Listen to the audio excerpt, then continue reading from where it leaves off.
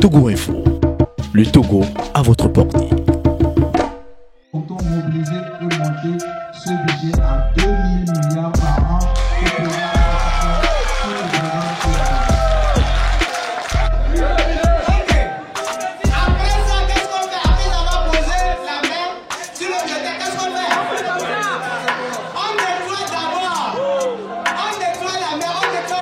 Comme vous l'avez remarqué, nous avons jugé mieux de lancer la campagne électorale de cette année avec les jeunes du parti pour porter un message à l'ensemble de la jeunesse togolaise comme quoi Adi positionne la jeunesse au cœur de son action politique.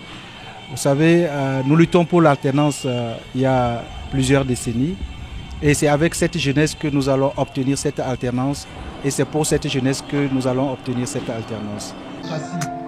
Quand vous voyez l'instrumentalisation de la jeunesse, comme cela se fait actuellement avec des concours fallacieux, et juste pour appâter la jeunesse, est-ce qu'il faut...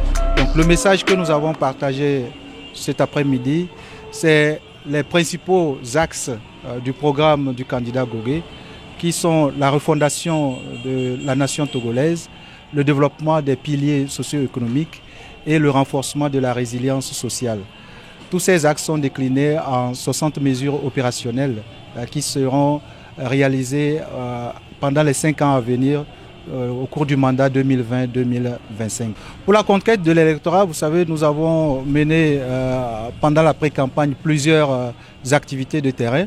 Nous allons renforcer ces activités de proximité de terrain, ce qu'on appelle souvent le porte-à-porte, pour démultiplier le message du professeur Gogué à l'endroit de tous les Togolais. Et en dehors de cette campagne porte-à-porte ou de ces messages de proximité, il y aura aussi de grands meetings, des meetings de sensibilisation et de mobilisation autour du candidat et de son programme.